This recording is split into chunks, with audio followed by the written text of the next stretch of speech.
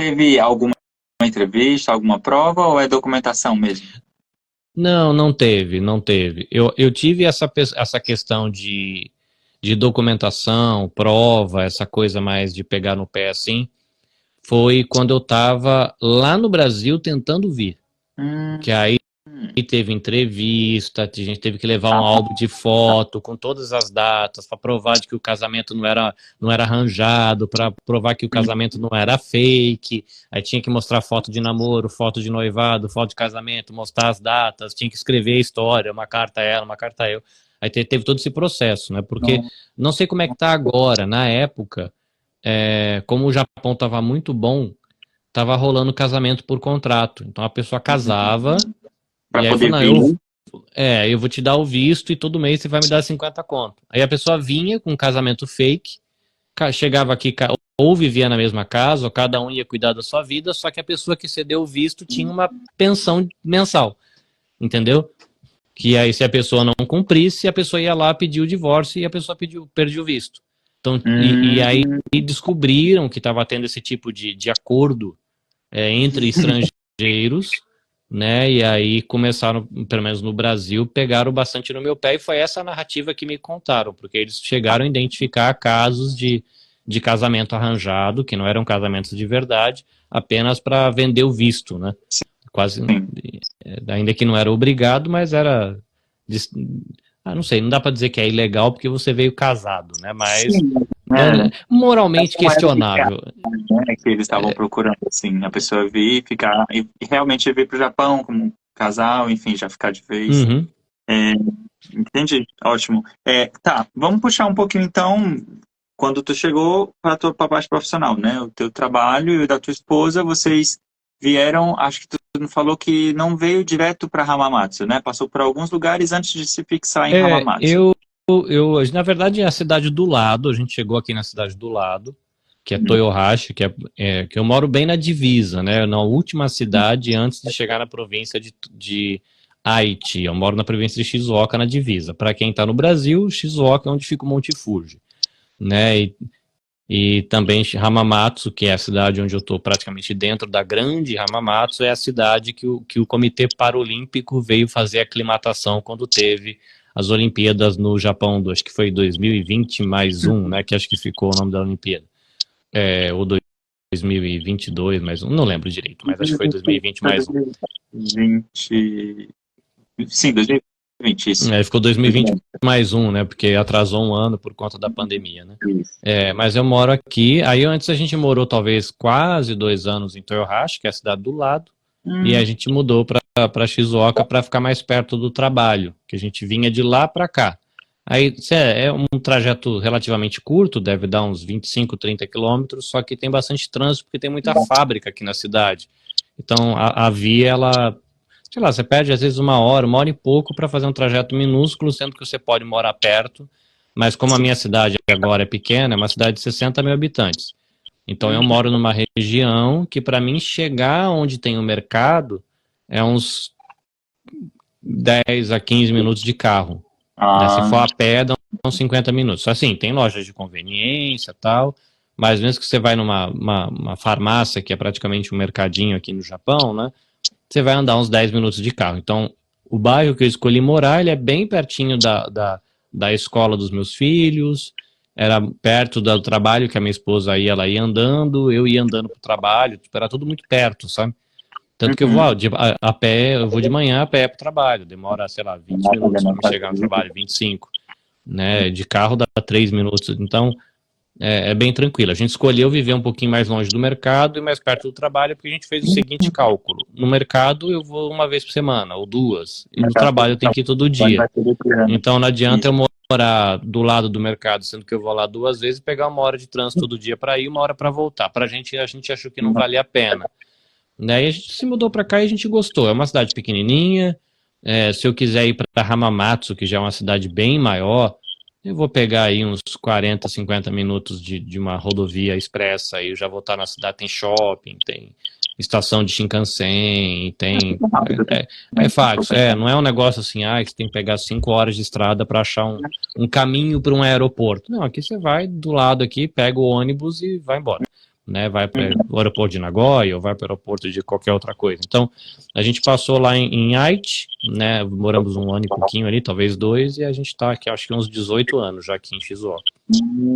Já ficou de vez, né? E trabalhando ainda na fábrica, né? Vocês ainda trabalham na fábrica, mas a tua atividade hoje não se limita ao trabalho da fábrica, né?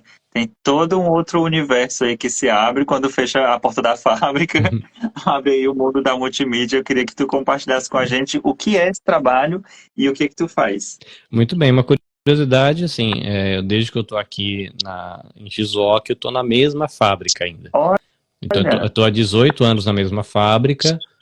Hoje, o meu status de contrato, ele é chamado de Seishain, que seria o contrato vitalício, igual de japoneses. Então, eu tenho todos os benefícios, como seguro de saúde, como no meu caso da empresa que eu trabalho, que é uma empresa grande, né, ela tem aposentadoria programada, tem coisas assim, eu tenho 13º, eu tenho todos esses benefícios que o mercado japonês oferece, que é diferente do contrato de horista do brasileiro normal. Como eu me dediquei um pouquinho a estudar japonês, eu cheguei a um nível suficiente para passar no processo seletivo para funcionário efetivo, que eles chamam, e vitalício, no mesmo processo que os japoneses. Eles facilitaram o processo, o gerente japonês estudou comigo, eu não estudei, tem uma apostilinha que eles têm que estudar para fazer a prova, fazer entrevista com o presidente da empresa, fazer entrevista com a RH, eu fiz todo o processo, só que eles pegaram um pouquinho mais leve comigo, porque tinha eu e mais 1 ou 2 estrangeiros, que eles sabiam que tinha uma comunicação oral razoável, mais limitada, mas que tinha bastante dificuldade com o kanji. Ainda assim, a gente teve que estudar. Teve coisas que a gente teve que decorar. Tipo, qual é o lema da empresa, o nome do presidente, o nome do gerente, qual que é o nome do gerente geral, ano de fundação, e tudo isso a gente teve que escrever em japonês. Só que o japonês, ele tem que estudar a apostila inteira e se virar para responder as perguntas. Pra gente, eles mostraram a apostila, mas falaram, olha, estuda isso, e meio que apontaram o caminho. A gente só tinha que decorar e conseguir identificar a pergunta na hora que estivesse lá e saber do que estava falando. Então, a gente teve que aprender a ler a pergunta para saber qual resposta dentro daquelas folhas que mandaram a gente estudar para conseguir. Enfim, passei, estou há 18 anos lá, e a escolha de ir para essa empresa porque esse trabalho é só de dia. Quando eu trabalhava em Haiti, eu estava numa outra empresa e a gente eu fazia turno alternado e meu filho, como era pequeno, ele veio com 1 ano e pouquinho para cá, devia estar na época com uns 3 anos, a minha esposa trabalhava só de dia para poder dar uma assistência melhor para ele. A questão é que é muito ruim para o casal nessa questão do turno alternado. E aí eu mudei, escolhi trabalhar só de dia. Aí, felizmente, eu consegui passar nesse processo seletivo, que tem benefícios também do ponto de vista de carreira, de financeiro e tal. Mas, assim, é trabalho operacional, né? Então, é aquela mesma coisa todo dia, sempre a mesma rotina, sempre a mesma atividade. E por conta das limitações de japonês, a carreira é uma alternativa com limites. Pelo meu tipo de contrato, eu poderia ser presidente da organização e viver a carreira 30 anos depois. Mas eu não tenho japonês para isso, então isso limita para ser um líder, eu cheguei a ter uma função de liderança, não um cargo de liderança, mas uma função de liderança numa linha lá com estrangeiros numa época, coisa pequena, mas tive essa experiência, mas limita. Então, por conta do meu perfil pessoal, estava meio ruim, assim, né? Eu estava chegando perto dos 40 anos, isso a história já tinha andado bastante, né? E não foi tão legal, né, ficar ali preso. Mas, um pouquinho antes dessa minha chegada aos 40 anos, eu faço parte de uma comunidade de fé e eu queria estudar sobre a fé. E eles me apoiaram nos estudos. Então, eu fui para um seminário teológico, trabalhando na fábrica e fazendo um semipresencial. Foram 4 anos de estudo. E quando terminou, eu achei por bem devolver para essa comunidade o investimento que eles tinham feito em mim, porque eram amigos que faziam uma vaquinha para me ajudar a pagar a mensalidade do curso. Eu pagava uma parte e esses amigos pagavam uma outra parte. E eu falei, cara, beleza, então eu vou devolver para vocês. A gente vai passar um café, comer uns biscoitos e conversar sobre as coisas que eu ouvia no meu curso. E aí não é eu devolver exatamente o valor financeiro, né? Mas era dar um retorno de alguma eu forma. conhecia, tipo, investiram no meu desenvolvimento humano Então, e vou eu contribuir, ainda né? A estava partir ali, eu vou dessa- devolver, né? Esse investimento, no caso, Legal. era conhecimento compartilhado. E eu comecei para essa galera mandar um áudio. Eu ia no carro, gravava um áudio no meu telefone, com um fone de ouvido bem vagabundo que eu tinha, dizendo aquilo que a gente ia conversar na semana. Como tinha gente que faltava, porque faz turno alternado, ficava com uma revisão para quem não foi. Falou, a gente vai conversar sobre isso, sobre aquilo, essa palavra difícil que vai aparecer no bate-papo significa isso. Ah, tem esse personagem da história tal que vai aparecer. Ah, esse cara nasceu em tal lugar, ele fez isso, a ideia mais importante dele para esse tema é esse. Tipo, eu dava um panorama histórico, às vezes da discussão filosófica, da discussão religiosa, né, comparação das tradições, né, tem igreja católica, tem igreja evangélica, várias vertentes e tal. A gente ia lá e discutia um tema. Hoje a gente vai discutir sobre o nascimento, hoje a gente vai discutir sobre a escolha dos apóstolos, sei lá, alguma coisa assim. E eu, com esse áudio que eu mandei para eles, eu estava fazendo isso e aí eu comecei a ficar intrigado, né? Por que eu gravo esse áudio para eles, coloco no Drive, mando o link lá no nosso grupo fechado no Facebook, e por que eu consigo ouvir podcast? Né? E aí eu falei, Tá cara, faltando aquela diferença. por que do cara que eu ouço chega no meu telefone e o meu tem que ficar mandando para um por um? Um link, um negócio, não sei o Era quê. uma viagem, né? Bem arcaico. E aí que eu fui estudar e descobri o que era o tal do sistema de entrega chamado podcasting. Porque hoje a gente chama. É igual Bombril, né? Bombril é uma marca de um negócio que a gente tem a palha de aço. A gente tem uma caneta esferográfica que a gente chama de Bic. Não interessa que marca que é. Ah, eu quero aquela caneta Bic ali. É qualquer marca, mas a gente chama de Bic. Então, hoje a gente deu o nome do sistema de entrega para a própria mídia. Mas, na verdade, o podcasting é o sistema de entrega que simula o broadcasting do rádio, mandando um programa de áudio para o iPod, que se Nossa, ouvia podcast no iPod. Por isso que chama podcasting, que essa palavra tá, eu não essa fazia palavra tá, ideia. essa palavra está completando 20 anos agora, porque em 2003, a tecnologia que permitiu entregar áudio, ela é uma adaptação, uma evolução da ferramenta do blog. Quando você assinava blog, Nossa, esse código, esse código ele só levava texto. E aí um VJ da MTV conversou com o cara lá e falou, cara, adapta para esse negócio entregar áudio também. E o cara mudou o código e aí nasceu o RSS 2.0 que leva também áudio. E aí a galera começou a postar esses áudio blogging, que era um blog em áudio. E um jornalista do The Guardian, ele fez uma matéria, falou, cara, tá rolando uma parada aí na blogosfera, né, no mundo dos blogs, nos Estados Unidos. Ele falou, cara, tá rolando um negócio aí, como é que isso vai chamar? Vai chamar áudio blogging? Vai chamar, eu acho que ele chamou de guerrilla, não sei o quê? Ou será que a gente pode chamar de podcasting? Brincando com a palavra de fazer broadcasting, que é um programa de rádio praticamente, para o iPod. Aconteceu que o cara deixou esse negócio e talvez 2 anos depois, a comunidade de produtores cresceu e a galera falou, cara, que nome que a gente vai dar para isso? Falou, usa o tal do podcasting. E ficou. Então, que na verdade é um verbo, né? O podcasting é podcastear. Eu vou fazer um programa de rádio, praticamente, né? Eu vou fazer um áudio vlog e vou entregar pelo sistema de entrega de podcasting. A questão é que depois no uso acabou ficando, né? No Brasil a gente fala que podcasting é o ato de fazer podcast é a mídia e podcaster é o cara que faz, né? A gente acabou usando, mas é só uma curiosidade. E só resgatando a pergunta que você fez, e aí eu fui, por conta dessa vivência com a minha comunidade, compartilhando lá aquele conhecimento sobre o curso que eles tinham me ajudado a pagar, eu descobri como é que fazia isso. Eu catei todos os áudios que estavam na pasta do Drive e distribuí em formato podcasting. Isso em 2018, mais ou menos. E foi aí que nasce o Carlinhos como um podcaster nesse sentido de ter um conteúdo para distribuir com podcast.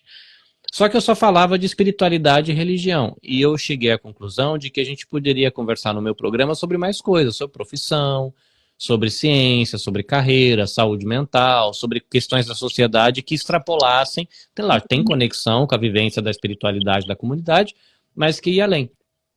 E Nessa época, o teu público-alvo já era essa comunidade, né? E continuou sendo essa comunidade. Era para eles. Acontecia de uma pessoa da igreja vizinha ficar sabendo, de alguém mandar para um parente, mas assim, era um grupo de 10 ouvintes, era para eles, entendeu? Só que assim, eu sempre gostei de computador, essas coisas, não sou nenhum hacker, nada assim, eu sou usuário, né? Não sou programador, não sei montar computador, nada, sou usuário. Mas eu gostava de eletrônico, de ligar equipamento para tocar violão, para tocar na banda quando eu era adolescente, sei lá. Então tinha uma certa familiaridade com esse negócio de fio, de conectar, de saber o que é som, e aprendi a editar de maneira muito básica, mas aprendi e comecei a fazer essas entrevistas. Essas entrevistas acabaram me levando com contato com o Instituto Maria da Penha, porque uma das pessoas que eu entrevistei me apresentou para vice-presidente do Instituto, que já estava, ela é uma senhora já, e ela tinha ouvido falar desse negócio que parecia programa de rádio e que a galera chamava de podcast. E ela falou, cara, tem alguém que faz isso? E aí a moça indicou o meu número de telefone para ela. E até foi engraçado esse contato, porque no Japão, o DDI, né, que é a descagem direta internacional, é 81, mais 81. E essa senhora, que é a professora Regina, ela mora em Recife, que no Brasil, DDD 81. E a gente passou meses conversando e ela achando que eu tava ali em Recife. E aí, quando ela chegou assim, cara, legal, então a gente, vamos fazer essa parceria, você ajuda? A gente falou, não, ajudo, não tem problema. Aí vem aqui, ou eu vou aí. Se quiser vir pra cá, vem, é meio longe, mas... E aí que ela viu que a questão... não, a moça que tinha passado meu telefone comentou, falou, eu conheço um cara lá do Japão.